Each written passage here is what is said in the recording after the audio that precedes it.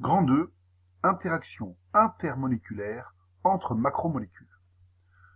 Pour comprendre les propriétés d'un polymère, en général, il faut comprendre quelles sont les interactions qu'il y a entre les macromolécules. Ces interactions, en général, ce sont les interactions de Van der Waals et ou des liaisons hydrogènes. Petit 1, interaction de Van der Waals. Prenez le temps de vous souvenir de ces interactions-là qu'on a déjà vues, en mettant pause sur la vidéo et en essayant de vous rappeler des 3 interactions de Van der Waals, ainsi que de leur définition. Je fais le rappel dans quelques instants. Les rappels donc sont: première interaction de Van der Waals, l'interaction de Kiesom, interaction entre deux moments dipolaires permanents, qu'on note des fois mu permanent / mu permanent. Donc c'est une interaction entre deux sites qui sont polaires, c'est-à-dire qui ont des charges partielles importantes. Autre interaction de Van der Waals qui est l'opposé de l'interaction de Kiesom en quelque sorte, c'est l'interaction de London, qui ne se fait pas entre un moment dipolaire permanent, mais entre deux moments dipolaires induits. C'est donc l'interaction entre deux sites qui sont polarisables, c'est-à-dire avec des nuages électroniques, en général gros et déformables. Attention, c'est pas parce qu'un site est polaire qu'il n'est pas polarisable. Et vice versa, c'est pas parce qu'un site est polarisable qu'il n'est pas polaire. On peut très bien avoir un site qui fait à la fois une interaction de London et une interaction de Kiesom. Par contre, si un site est apolaire, il ne pourra faire que l'interaction de London, bien sûr, puisqu'il ne dispose pas de moment dipolaire permanent. Et enfin, l'interaction de Debye, c'est l'interaction entre un moment dipolaire permanent et un moment dipolaire induit, autrement dit l'interaction entre un site polaire et un site polarisable. Si on doit comparer les interactions de Van der Waals dans les polymères et dans les molécules classiques, eh bien dans les macromolécules des polymères qui sont très très longues, il y a de nombreux sites qui peuvent réaliser les interactions de Van der Waals. Autrement dit, si les macromolécules peuvent bien s'accoler les unes aux autres, elles feront de très fortes interactions de Van der Waals au final à cause de leur nombre. Quels seront l'effet des ramifications sur l'intensité des interactions de Van der Waals? Comme j'ai expliqué précédemment, dans le cas des polymères ramifiés, eh bien, les chaînes latérales, les ramifications sur les chaînes carbonées, empêchent les molécules de s'accoler efficacement. Donc, en général, ça a pour effet de diminuer l'intensité des interactions de Van der Waals dans les polymères. Ça peut sembler contre-intuitif et j'insiste sur le fait que vous reteniez bien ça pour éviter de faire des contresens des fois. Le fait de rajouter des chaînes latérales, le fait d'ajouter finalement des carbones, on peut avoir l'impression que ça va augmenter les interactions que font les chaînes entre elles, mais pas du tout. Comme ça fait que l'accolement est peu efficace, du coup finalement elles interagissent moins. Petit 2, liaison hydrogène. Alors de la même façon que pour les interactions de Van der Waals, comme on l'a déjà vu, mettez pause sur la vidéo et essayez de vous souvenir de la définition d'une liaison hydrogène.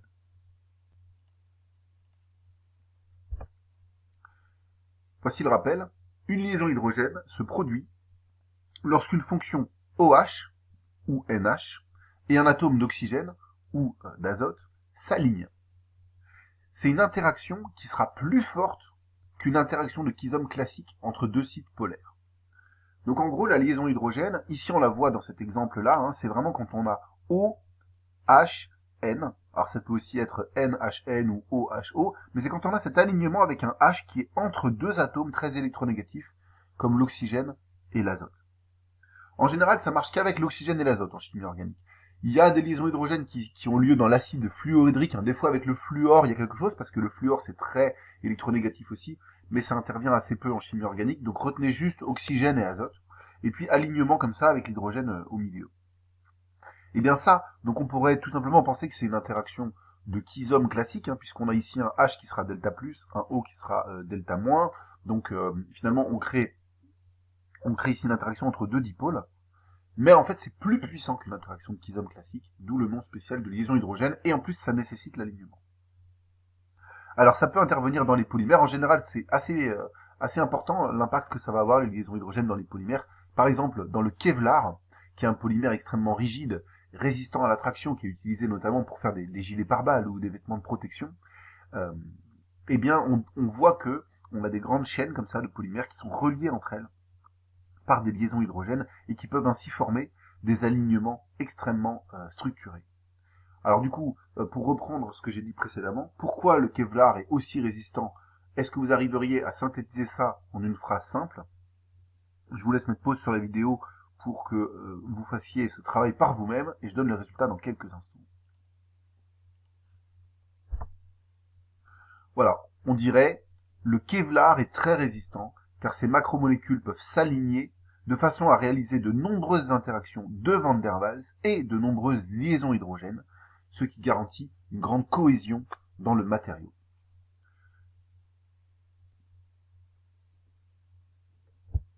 Petit 3, organisation à l'état solide.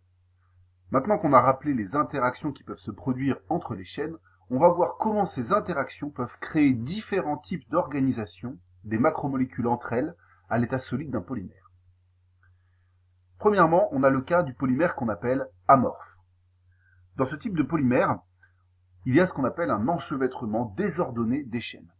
C'est l'image de la pelote de laine que j'avais donnée précédemment. Dans certains polymères, eh bien, c'est le cas au complet dans la façon dont dont sont organisées les macromolécules. Elles se mélangent et forment des nœuds et des enchevêtrements de façon complètement aléatoire. Mais dans certains polymères, c'est l'inverse. Hop, on passe tout à droite au polymère qu'on va appeler polymère cristallin. Ici, il va y avoir des chaînes parfaitement ordonnées, donc qui vont s'aligner et faire des fois quelques replis pour revenir en arrière, mais avec vraiment quelque chose qui pourrait ressembler à un cristal avec une grande symétrie en 3 dimensions. Alors évidemment, ça c'est un modèle théorique, il n'y a aucun polymère qui est parfaitement cristallin, mais il y a des polymères qui s'en rapprochent avec quand même vraiment des similarités avec les cristaux. Et puis, il y a aussi des polymères qu'on va appeler semi-cristallins. C'est des polymères dans lesquels il y a des domaines cristallins, c'est-à-dire des endroits où il y a des chaînes accolées de façon extrêmement régulière, un peu comme dans un polymère cristallin. Mais ces domaines, ils ont une taille limitée, et entre ces domaines-là, eh ben, il y a des domaines amorphes, dans lesquels les chaînes sont emmêlées de façon complètement chaotique. Ça, ce n'est pas un cas particulier, c'est vraiment un cas assez fréquent dans les polymères. Et les petites parties, les petits domaines qui seront cristallins, on appellera ça des cristallites. Dans un polymère semi-cristallin, il peut y avoir plus ou moins de cristallites, et on caractérise la quantité de cristallites en général par un taux de cristallinité, XC, qui est la masse de tous les cristallites sur la masse totale du polymère. Voici ici quelques exemples de polymères qui ont des taux de cristallinité variés. On voit qu'on peut avoir des taux de cristallinité très bas, comme 0,05 pour le polychlorure de vinyle atactique, ou très élevés, comme plus de 0,8 pour le polyéthylène haute densité.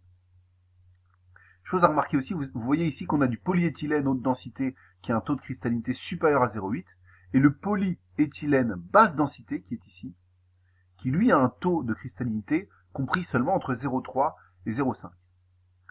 Haute densité et basse densité viennent de là en fait, puisque quand il y a davantage de cristallites, ben forcément il y a quelque chose de plus compact, donc ça augmente la densité du polymère.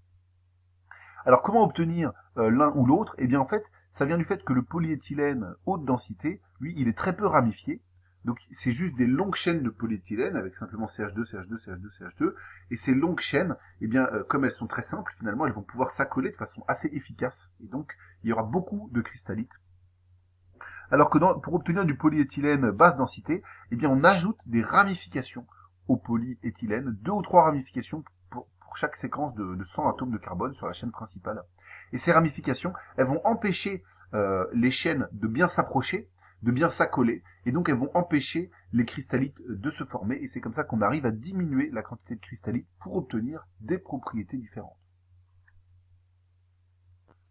Retenez bien en tout cas ces deux définitions de polymères amorphes et de polymères semi-cristallins, puisque cela va avoir une importance dans leur comportement vis-à-vis de la température, en particulier dans leur changement d'état, comme nous le verrons dans la suite de ce chapitre. Petit 4. Comportement vis-à-vis d'un chauffage. On observe généralement 3 types de comportements différents vis-à-vis d'une élévation de température pour les polymères. Le premier type, qui est le plus intuitif, ce sont les polymères thermoplastiques. Par définition, ce sont des polymères qui ramollissent quand la température augmente. Ils correspondent aux polymères tels qu'on imagine le plus souvent, c'est-à-dire un polymère linéaire ou ramifié. Et le fait que ce type de polymère ramollisse quand la température augmente est assez intuitif, puisqu'on imagine bien qu'ils ont leur solidité du fait que les chaînes sont mélangées les unes aux autres et accrochées les unes aux autres par des interactions de Van der Waals par exemple. Lorsqu'on augmente la température, on augmente l'agitation thermique. Autrement dit, on est capable, en faisant vibrer les chaînes, de les démêler plus facilement, donc de ramollir le polymère. Il existe des polymères qui ont la propriété opposée, thermodurcissables, donc c'est-à-dire qui durcissent quand la température augmente. Comment expliquer cela? Eh bien, on explique cela car ce sont souvent des polymères qui sont réticulés. On l'a vu précédemment, les polymères réticulés, à l'inverse des polymères linéaires ou ramifiés, les chaînes principales sont reliées entre elles par des liaisons covalentes. Autrement dit, il est impossible de les séparer les unes des autres. Finalement, quand on va les chauffer, on va pas réussir à démêler les chaînes les unes des autres, puisque de toute façon, elles sont accrochées fortement. Par contre, ce qu'on va faire souvent, c'est que s'il y a des molécules de solvant, s'il y a des petites molécules qui sont piégées à l'intérieur du polymère, eh bien ces molécules, lorsqu'on va chauffer, vont partir. Du coup, la maille de polymère va encore plus se resserrer. Et finalement, le polymère va durcir. Et enfin, le troisième type sont les élastomères. Ce sont des polymères thermoplastiques qui ont une propriété en plus. Lorsqu'ils sont mous, leur allongement est réversible. C'est-à-dire que, comme leur nom l'indique, ils se comportent comme des élastiques. Si on tire dessus, quand on lâche, ils reviennent à leur position de départ. Alors souvent, ce sont des polymères linéaires, un peu similaires aux polymères thermoplastiques, mais qui ont été choisis pour avoir ce qu'on appelle une température de transition vitreuse inférieure à la température ambiante. Ça, on va le définir juste après, la température de transition vitreuse. Mais en gros, c'est la température nécessaire pour que le polymère devienne mou. Donc là, on va utiliser des polymères qui sont déjà mous à température ambiante, et que de plus, on a faiblement réticulé. C'est-à-dire qu'il y a des réticulations, mais soit ce sont des liaisons faibles, soit si ce sont des liaisons fortes, elles sont en petite quantité, ce qui va permettre d'obtenir cette propriété particulière de l'allongement réversible. C'est le cas par exemple du pneu, dont nous avons parlé précédemment comme exemple de polymère réticulé.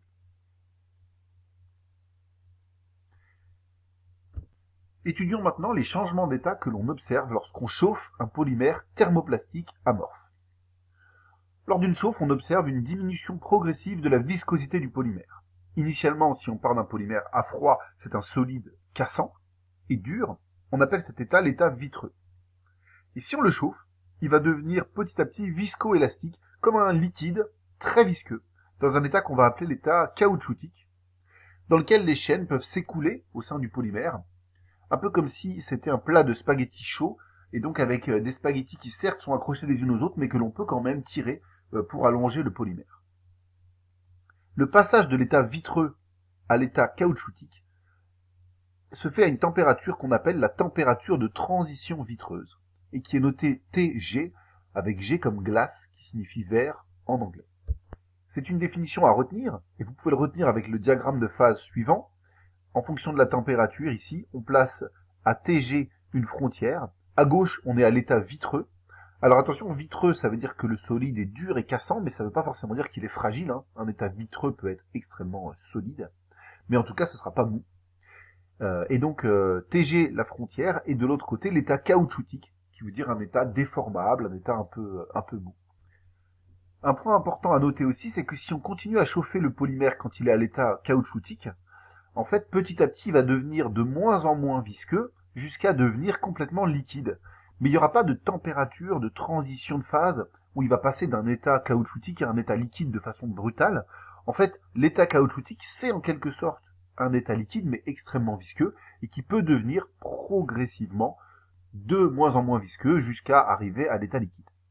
Au final, donc, un polymère amorphe, il n'a qu'une seule température de changement d'état, c'est le passage de vitreux à caoutchoutique, mais ensuite, de caoutchoutique à liquide, ça se fait progressivement, il n'y a pas de température de changement d'état.